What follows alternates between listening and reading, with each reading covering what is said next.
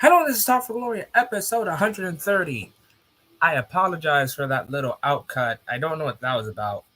But just to reiterate, we were speaking about the G1 finals that the had our Commonwealth Kingpin and the Rainmaker, Kazuchika Okada, Will Ospreay in the G1 finals of 2022, and I was speaking about how I wasn't happy with the finish.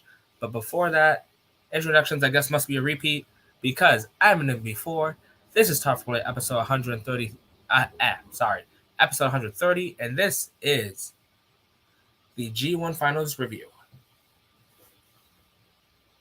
Now, back to what I was saying before, I guess, that odd, strange cutout. But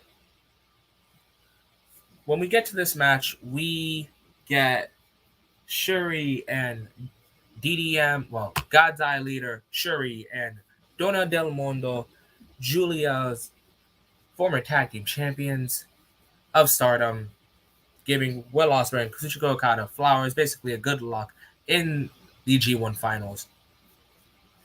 And basically, before I even get into this match, I just want to say two things. One, for the semi-finalist, Tama Tonga, him winning the Never Openweight title didn't make me think, Tama Tonga should go for singles now. I've had my fun with GOD, but now Tama should go singles. No. This G1 has confirmed to me, Tama Tonga singles run. He had the Never Openweight championship, kind of sucked. Well, I can't say sucked because he only had one defense, and that was against Carl Anderson. Did that match need the Never Openweight title? Absolutely not. But now Tama Tonga, I believe, should go for the U.S. And I'll get to the U.S. Championship soon. And then Tetsuya Naito. I'm going to need a repeat of Naito versus Zack Sabre Jr. because him beating Zack in like 2 minutes, nope, not having it. So those are your two matches for Wrestle Kingdom semifinalists. Zack versus Naito and Tama Tonga versus the U.S. champion, and I will get to that.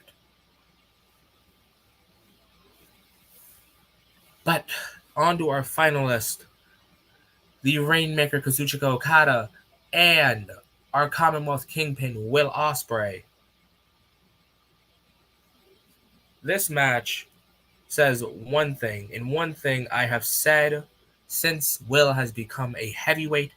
That is, if your only idea of Will Ospreay is that match with Ricochet, or the flip he does, when Kota Ibushi tries to hurricane him off the top rope, erase that out of your mind and replace that with this match. If you don't want to replace it with that match, you can replace it with his match with Moxley. If you don't want to do that, you can replace his match with Shingo. You can replace his match with Kota Ibushi. The flippy guy we saw in 2015 or 16 is no more. Now we have our hard-hitting Commonwealth Kingpin, the leader of the United Empire, crowns up. Remember, guys, one of my goals here at Top of Glory is to get an entire chat just throwing up the crowns. So, now that we're here into the match, let me just start off by saying Will Ospreay versus Jay White in the main event of the Tokyo Dome sounds phenomenal. Sounds great. And then let me say Kazuchika Okada versus Jay White in the main event of the Tokyo Dome sounds all right.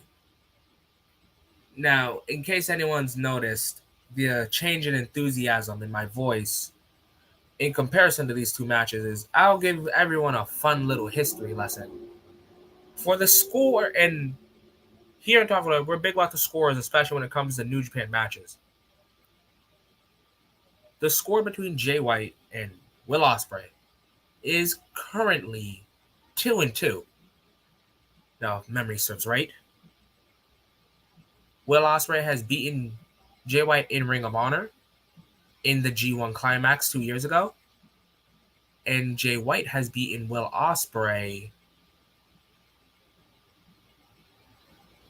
at the anniversary show when Will was the never openweight champion. And if I cannot remember the match, I will have to look it up and I will confirm with you guys in about 30 seconds or less, maybe a minute or so.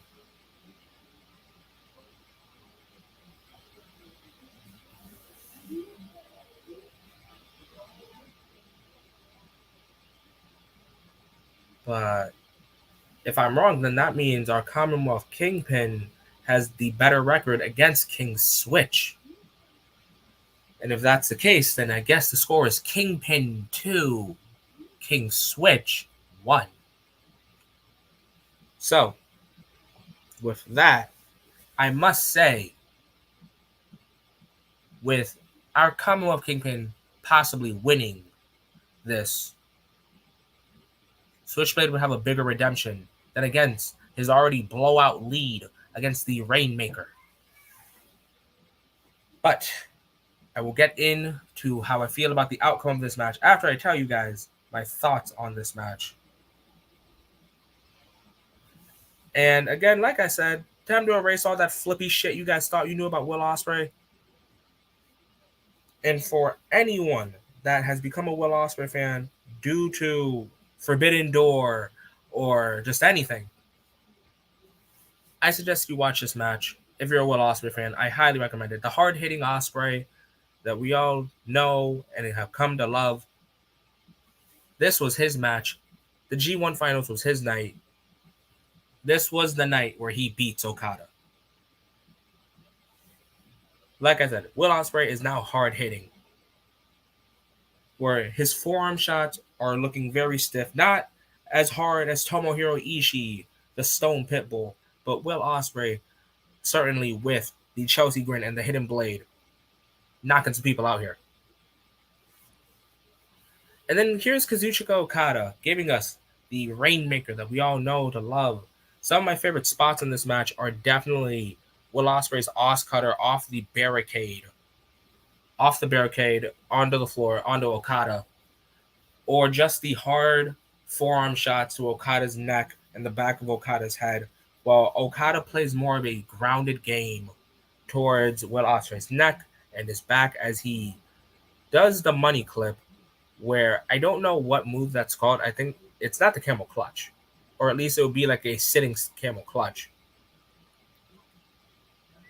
But Okada does dominate a good portion of this match.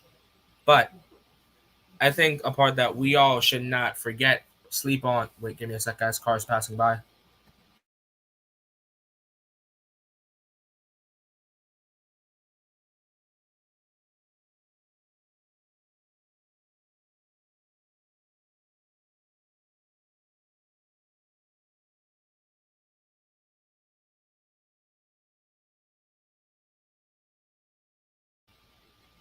Okay, back to what I was saying, guys. Where Okada does do the money clip, and it's not that bad. It's not that bad of a move. It took some time for me to get used to this, but Okada having submission is all right now. But with Will Ospreay making a comeback, hitting kicks and chops and lariats. Actually, even before all of this, Will Ospreay cutting a promo, a very heartfelt promo about how he can bring New Japan back to the promised land, back to the relevancy that it was. And it really does have you cheering for Will Ospreay in this scenario, where every strike that he does, you're just hoping for it to be that hit, that move that puts the Rainmaker, that puts Okada down. But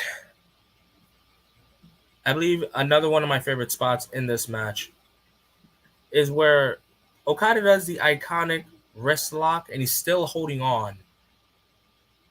And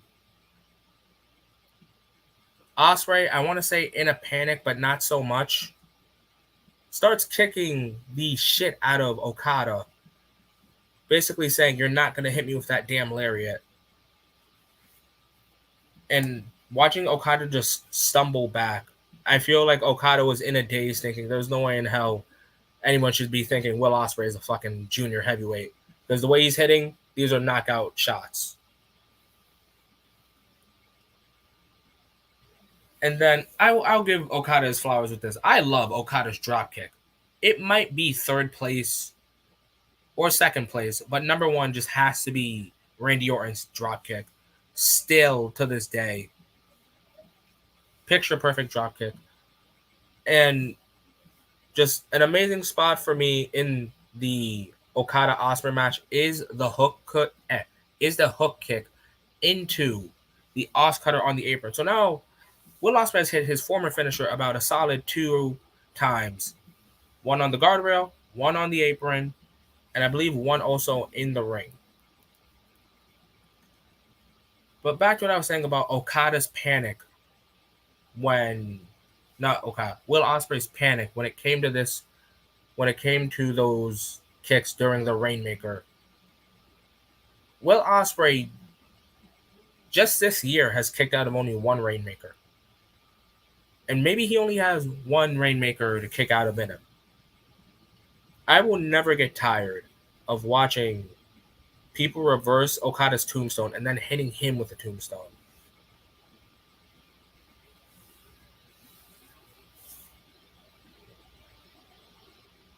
Sorry, guys. Losing my train of thought as I'm speaking about this because I just love this match so much.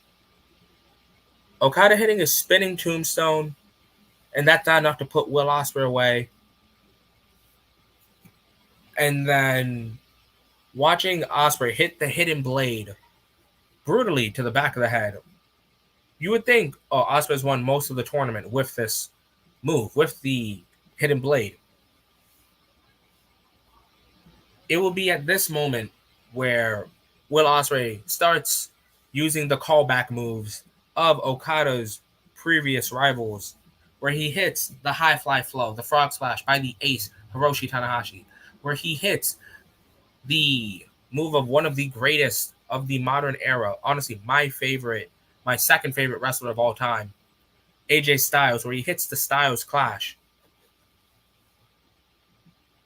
And then when, I'll call it like I see it, where Will Ospreay pulls an El Phantasmo, where he hits a V trigger, and then he tries to go for the One Wing Angel, but that just doesn't play out right.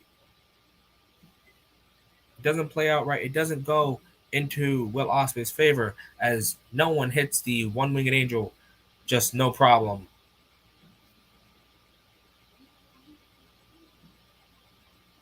So, I want to say the final 5 minutes of this match is what really grabs everyone's attention, is what makes everyone hold their breath. And it's, I believe, the moments that that everyone will be remembering for a very long time. And it is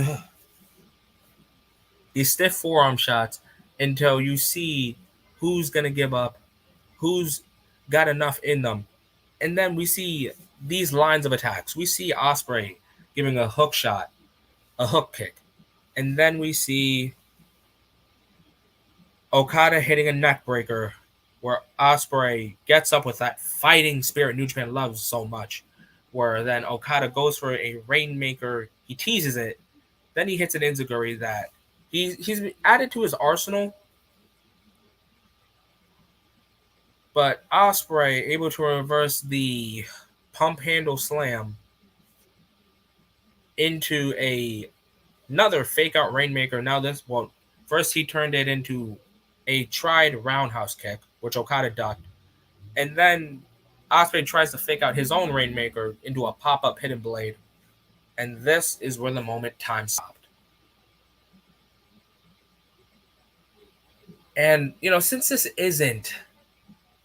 isn't like a review or not review, since this isn't like a full card, I guess this is somewhat like the main event of what I'm about to say.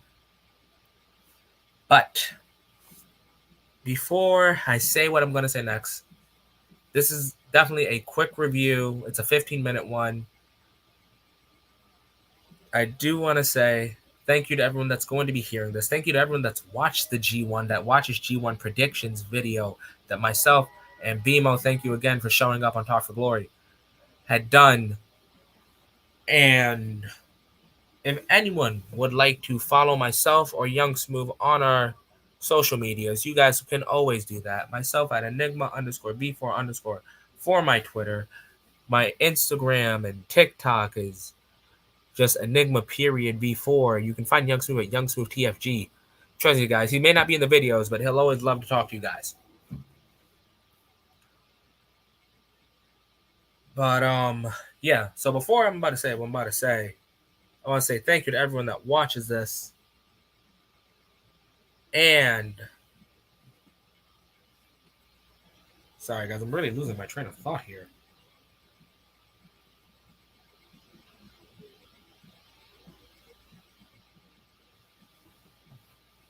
Okay. Before I'm about to say, for guys to drop a like, drop a sub, drop your comments. I understand that it is late. And again, just thank you for hearing out Talk for Glory. But the final 30 seconds of this match where Will Ospreay tries to go for, I believe, a hidden blade one more time. Well, Kazuchika Okada reverses it, turns it into a spinning sit-out tombstone, which is, in my opinion, just a Michinoku driver.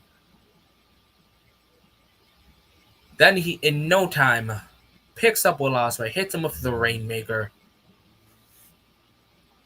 1, 2, 3. 3 things here. Will Ospreay's already kicked out of the Rainmaker in this match, and I guess speaking WWE 2K22 logic, Will Ospreay ran out of resiliency. 2. The moment that ref hit that 3, I really did have to think about a lot of things there. Actually, yeah, 3. I have had nothing but conversations, posts, comments, everything above the sun about Will Ospreay should have won this match. And I will say this now. I completely, wholeheartedly agree that Will Ospreay should have won the 2022 G132 G1 Climax. And just so this isn't a bombshell to anyone, until probably Wrestle Kingdom, this will be the last New Japan Pro Wrestling video on Talk for Glory. It may go to the miniseries if, like, I think of a match that's cool. Like, if it's a title match, I'm not going to be covering it here. I may do it on the miniseries. But realistically, Wrestle Kingdom predictions will be the next New Japan Pro Wrestling video. And now to talk about how I feel about the outcome here. If we weren't fine with Hiromu Takahashi winning Best of the Super Juniors 4 times in a row, Kota Ibushi winning and going to the G1 finals 3 times, well, not winning the G1 3 times, but making it to the finals 3 times, Will Ospreay winning Best of Super Juniors twice, Roppongi 3K winning Junior Tag League 3 times, Evil and Sonata winning World Tag League twice, Okada in just about almost every single Wrestle Kingdom main event. Why would most fans, I'm not going to say all fans because I know there's Okada fans, but why would most fans like to see Okada in the main event of Wrestle Kingdom? And what I'm going to assume will be a double nighter. And I'm going to say this.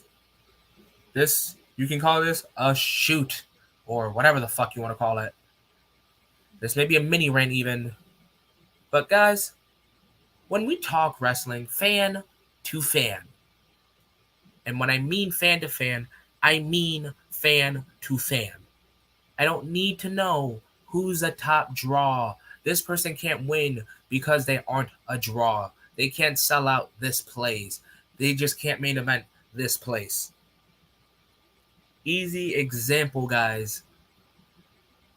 If there are people that don't like someone such as Montez Ford and he faces Roman Reigns, and you just simply say Montez can't win because he's not a draw, and Roman's got to sell out tickets and XYZ and all that stuff. I'm not talking to another wrestling fan. I'm talking to someone that wants to be a booker. If you wanted Okada to win because you're an Okada fan, perfect, great. If you wanted Will Ospreay to win because you're a Will Ospreay fan, perfect, great. Same thing with Naito, same thing with Tama Tonga. Hell, same thing for this entire G1 climax. Actually, no. Same thing for the entire wrestling world. Guys, we're not bookers. We don't care about who's a draw.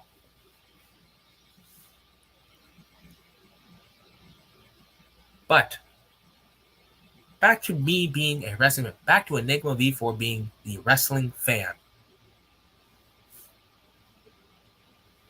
Will Ospreay nearly broke his neck, had to quote unquote vacate the IWGP World Heavyweight Championship last year. While New Japan should have said the words interim. Then Will Ospreay got screwed after screwed from the New Japan Cup, from his match with Moxley, for the with the US Championship. And just about anything else anyone can think of, ways that the Commonwealth Kingpin has been screwed. And then for Will to finally get his comeuppance, finally beating Okada in the G1 finals of all matches. That would have been huge for me. That would have been amazing. That would have been great for me. That would have been great for all Will Ospreay fans.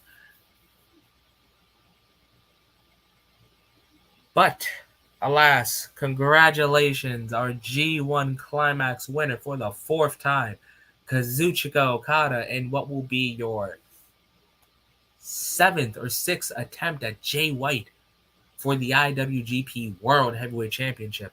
For you guys that don't remember the matches, or you guys don't remember the score, which I will keep bringing up until my dying day, because, guys, Switchblade 4 or 5, how are you going to see it? Rainmaker 1. Will Okada get his vengeance at the Tokyo Dome? Maybe.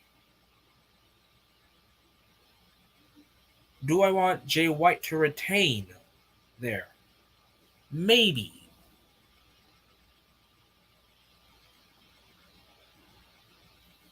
But those kind of questions are going to get answered when we do Top for Glory's Wrestle Kingdom predictions. So before I say anything, guys, before I close this out, guys, thank you everyone that is watching. This actually went a little 10 minutes over what I was hoping. Remember, guys, I'm Enigma V4. You guys can hear Top for Glory on YouTube, Anchor, Spotify, Apple Podcasts. That's for the mini-series. For you guys that just want to reach us, you guys can always reach myself and Young Smooth at Enigma_V4_ on Twitter. Young Smooth TFG on Twitter. You guys can follow myself on TikTok and Instagram at Enigma_V4. Trust me, I'll say some controversial things. And remember, guys, to drop a like, drop a sub. And above all else, enjoy wrestling. Have a great night, enjoy wrestling, and stay safe, everybody.